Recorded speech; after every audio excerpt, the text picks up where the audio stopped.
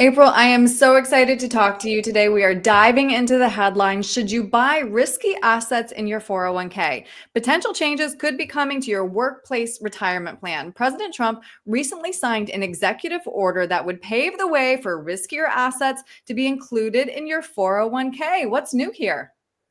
Well, what's new is that we don't know a whole lot yet, but Right. there could be some changes here. Just because an executive order is signed doesn't mean that any actual changes have taken place yet. There are a lot of moving parts here. Some of it is legislative, some of it, though, is at the plan level. So even if something is signed into law and it is now technically available through a 401k plan, that does not mean that it's automatically available. And there's also much to be seen on how individual administrators are going to approach this, what they're going to be willing to take on from a fiduciary perspective in those plans, what they're going to offer, what that cost structure is going to look like. Right. So there's a lot to be determined here. Right. And we're going to kind of peel back the layers in a second. But with this executive order giving us theoretically more access to private equity, can you break down what private equity is exactly?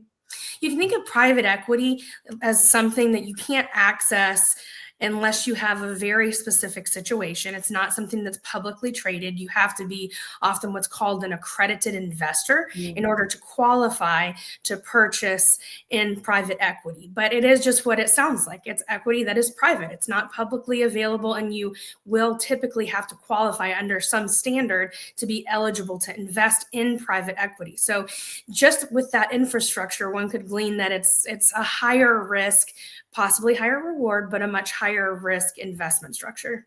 You know, I'm really glad you brought that up because that does bring me to my next question. Can you lay out the risks and rewards of these alternative investments? Well, since we're speaking specifically about tax deferred accounts, we're talking about company plans here. We'll look at this through a lens from a tax perspective. Okay. And if you have a home run, let's say you invest in private equity and it goes incredibly well, have a lot of gains. That can be good in a sense because you're not paying taxes on those gains on an annual basis. You're not paying taxes if you decide to sell that asset. You're not paying taxes until assets are distributed from that company plan. That's why it's called tax deferred. It doesn't mean it's not taxable. It's mean that tax is deferred into the future. So unless you're going to be in the lower tax bracket in the future, that might not be a good thing.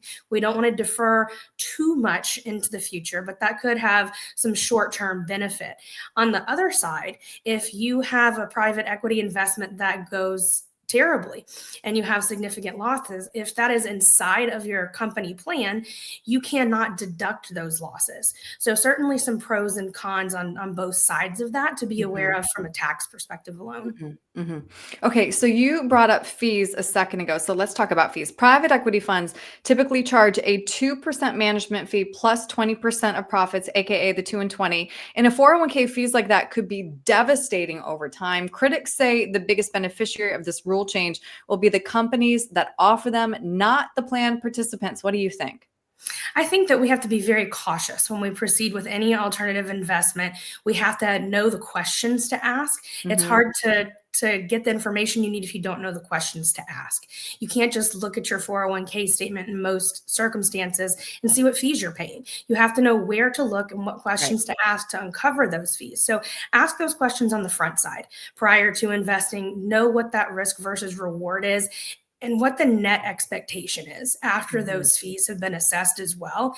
Because certainly if fees are exorbitant, it can exacerbate losses when things are not going well and inhibit gains when they are, and cause a portfolio drag long-term as well. So then brass tacks, April, who should consider buying risky assets in their 401k? This really comes down to risk tolerance and time horizon are the two primary factors here. And then making sure also that we don't step out on the skinny branches, as I like to call it. Even if you have a longer time horizon, even if you have a higher risk tolerance, we have to be prudent with alternative investments. And approximately a 5% allocation, not making blanket advice here, but just as an example, approximately a 5% allocation is typically going to be where that threshold of comfort is for people who fit inside of this profile. Hmm. Interesting. Again, I'm so glad we got the chance to talk about this because I saw this come through and I was like, does this mean I can now take my 401k and go buy Bitcoin? And it does not mean that. Don't throw the baby out with the bathwater, so to speak. No. Stick to your strategies, but do your research and make sure you know what your options are, because Mhm. a lot of studies show that even a 1% allocation and higher risk asset classes can bring up your returns overall, but just understand the risk and reward. Absolutely. That's why you're in my life. April, thank you. If somebody does want to talk this through with you though, or they'd like to talk through, figuring out what their risk tolerance is, what's the best way to reach you?